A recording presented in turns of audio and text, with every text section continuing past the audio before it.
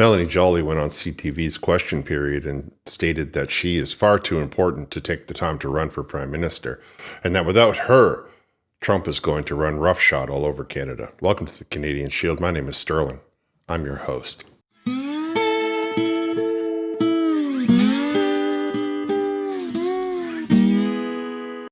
Melanie Joly made a lot of outrageous claims when she was sitting on Question Period. I think in her mind that she has some grand delusion that she's going to be able to say in the next election, when she runs for leadership of the Liberal Party after the disaster that's going on, how she was the one that went down to Trump and did all of these ridiculous claims. Of course, we know that she's not going to be able to do any of it. She's barely holding on to her seat. And Trump has no desire to speak to anybody from the Liberal Party, but I'll get into that. Let's just listen to some of the things that she had to say to Vasi, which I found to be quite, let's say egomaniacal. I get that perhaps she's trying to convince everybody that she's a superstar, but at the same time, you were right there the whole time for all of the disaster that the Liberal Party has brought to Canada. So I don't know if you're such a superstar, why you didn't interfere and get in the way in the first place so that we didn't end up here.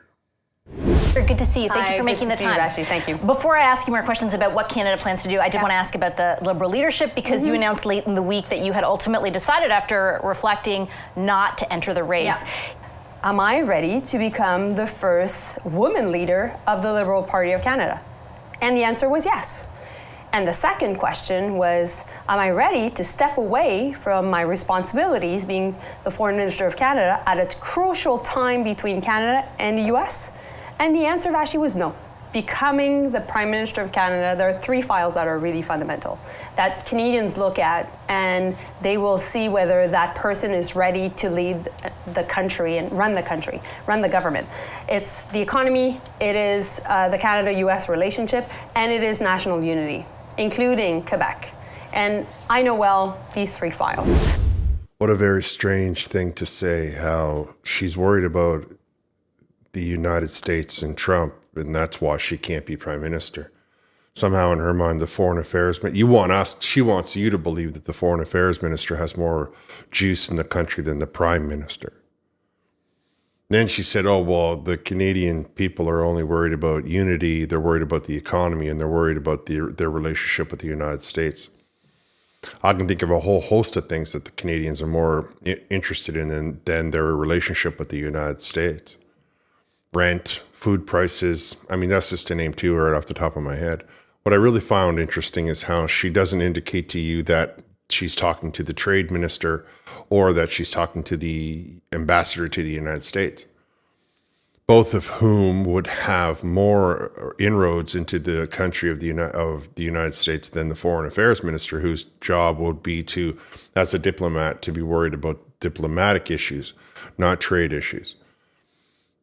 Of course, that's what ambassadors and trade ministers are supposed to be tackling, but ours are so impotent. Ours are so, they're put there to satisfy a quota, and they are clearly have said too much. Our trade minister is one of the people that is suspected as being a foreign influence, like a receiver of foreign influence. So I'm not sure how strong she's going to be in a country of the United States where they are clamping down on that, which is something Canada should be worried about. However, Melanie Joly doesn't seem to want to pay attention to any of that. She just wants to say that for some reason she's not running because it's more important for her to be dealing with Trump than it is to be running as Prime Minister of Canada, which I disagree with. I think that she just knows that whoever takes over that jacket is going to be left in the dust. And so she's just staying out of it until she can, maybe 4 years from now, she'll try again. Now, when it comes to what is going to be the ballot question of the next election, it will be about Canada-US. Now, all of a sudden, it's not so funny anymore. So if you're listening to this, Mr. Trump, knock it off, because the far left is trying to take away from our real issues in Canada and make it all about you, make our next election all about you. Now, I get it. You're being funny. You're being an entertainer. You think that it's hilarious. Every time you put up a post, 500,000 more people sign up for Truth Social. But right now, the Liberals are trying to scare everybody into thinking that they're the only ones that can deal with you, even though they're most of the reason that you're angry at Canada. I mean, the people just don't seem to get it. So if you could just knock it off until we get through this election, because I assure you, MP Joly, the ballot question is still going to be the carbon tax, the economy, food prices, housing prices, and then somewhere down that list we'll worry about the Americans. It is, we need to be united. We need to put the country first. Every single leader in politics right now should be putting country first. Well, I'll tell you something, MP Joly. You and I agree on something, that every single leader should be every single politician should be putting the needs of the country and the people first. That includes the Liberal Party. So I would appreciate it if you would simply tender your resignation along with all of the cabinet, every single solitary sitting member of the Liberal Party, and Justin Trudeau, and we can have an election there coming up in a couple of weeks instead of waiting for you guys to stall us another 2-3 months. And then 3 more months you need to get your ducks in order to have the actual election. I agree with you that you should be putting the needs of Canada way ahead of the needs of the Liberal Party, the people who put us here in the first place. Let's not forget that Donald Trump, one of his biggest problems with Canada is Justin Trudeau and the Liberal Party and the way that they attacked him and humiliated him on the world stage when they thought that their whole echo chamber was just behind them 100% and it was never going to change. Well, newsflash, it has changed. And he is absolutely 100% taking that. He's looking for revenge, and he's getting that revenge with every keystroke that he sends to the Twitter or to the Truth Social. And he is absolutely 100% loving watching you guys squirm under his tweets. So you're right. You should put the needs of the country first. Resign, all of you, en masse, and we can have an election no time at all. Otherwise, why in your mind do you think that we should all get behind your message? Your message has brought us to demise. Your message has brought us to nothing. No good. Nothing good has come from your message. 9 years, it's been a complete disaster. So where in your head do you think that you're the one that's qualified to lead the way? Joking about the annexation of Canada. Donald Trump's rhetoric, if it has become anything over that period of time, it's much more inflamed. It now includes using economic force to make us the quote-unquote 51st state. Unbelievable. I expect better from you, Vashi.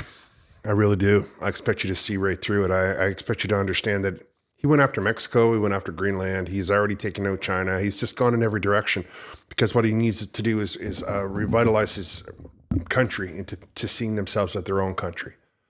He's not going to impose any tariffs. Are you insane?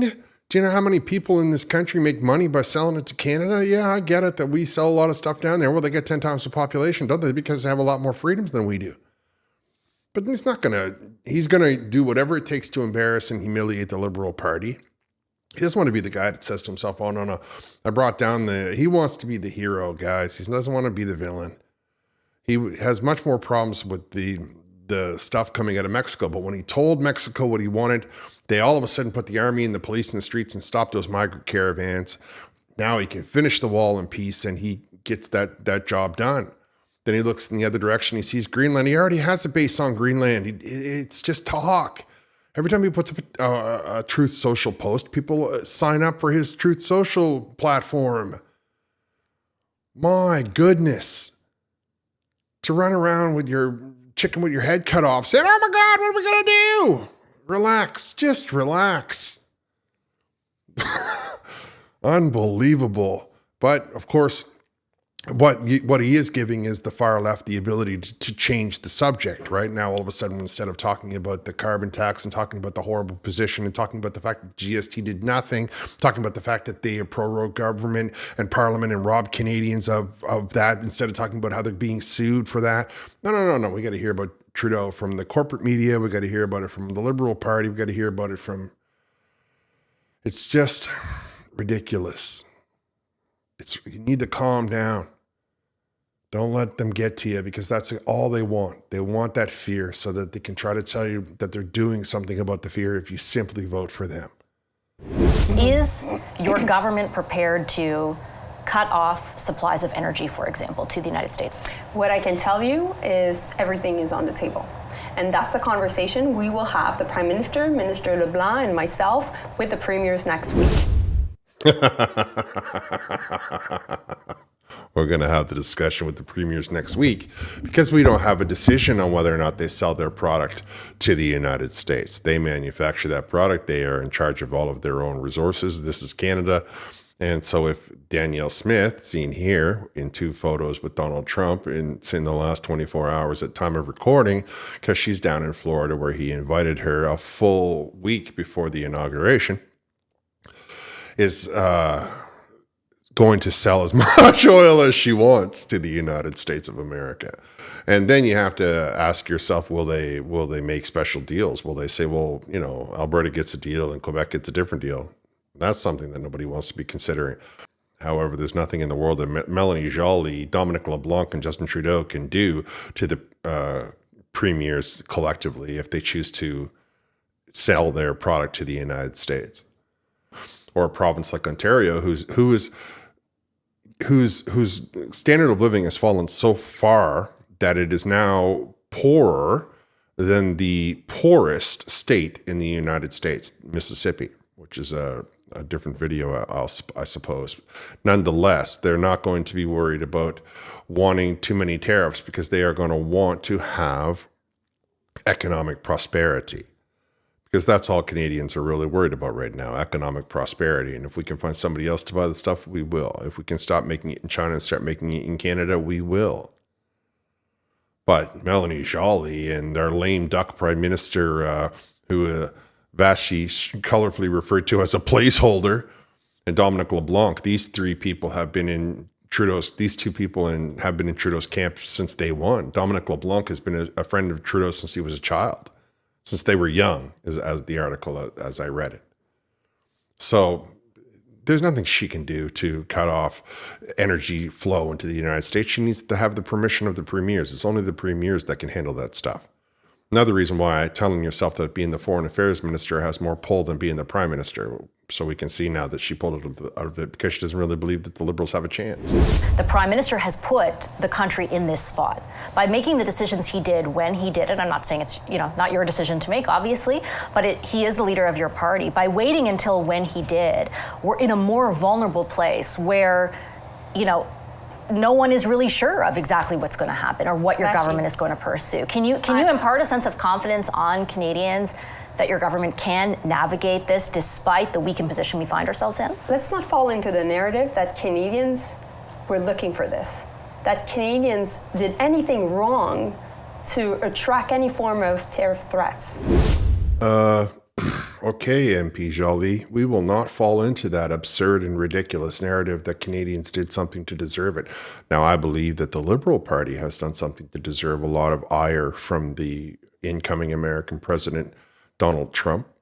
I believe that embarrassing and humiliating him on the world stage was not a very smart diplomatic move to embarrass and humiliate a man who is now in charge of one of the strongest countries on earth and who has had nothing but 4 years to plan what to do if he ever got the opportunity again. So now he's coming into it with his eyes wide open. He's not coming into it as an entertainer this time. Now he's coming into it as a businessman, and he's coming at you hard. And the best thing that you can do for this country is get out of the way. Then we will be able to put in a proper prime minister and have a proper diplomatic corps. Donald Trump will now be satisfied that he has destroyed Justin Trudeau, and he will move on to whatever is more important, which I'm sure much of the trouble that he's having with China is coming through Mexico, not through Canada. However, to tell yourself that somehow you're going to ingest this narrative that Canadians have done something wrong or whatever it is, the way you're trying to move. She said, can you give Canadians any confidence? And you said, well, let's not fall into the narrative that Canadians did something wrong. I don't feel like I did anything wrong except for not stop the Liberal Party from getting elected sooner. That's all. I mean, not that I stopped them, but I mean, I guess I should have been complaining about it a lot sooner. I feel like you introducing the narrative that somehow we're victimized or being attacked is just another far left tactic to try and create a boogeyman, a monster in the closet that is going to somehow, you think, put people behind you. You are weak. Your government has always been weak on anybody who has put up a lot of strength. So even if we were to take apart, just leave aside the disaster that this country is in, You went to the Middle East and held hands with people who were known terrorists. You have absolutely no leg to stand on in trying to tell Canadians that you are the one that's going to lead them through this problem. If you get out of the way, Donald Trump's narratives would stop in a heartbeat. And we as Canadians know that.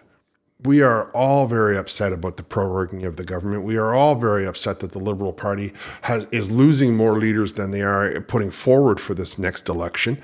And we all know that there's no way in the world, all that anybody who's going to take over control of the Liberal Party is going to do is waste 350 grand. So, no, we're not falling for that narrative that the Canadians did something, but you did not answer the question, what can you do to, strengthen our confidence in you, Trudeau, and Dominic LeBlanc? If I'm honest with you, the only thing that you can do to make me happy is resign. Just get out of the way, because we all see that you guys are the problem. So if you could simply do us all a favor, resign, take your pension, go, to a tropical island, and just leave the mess that you've made for those of us that know what we're doing to clean up. All right, I'm going to wrap here. I want to thank you for listening. I'll talk to you next time.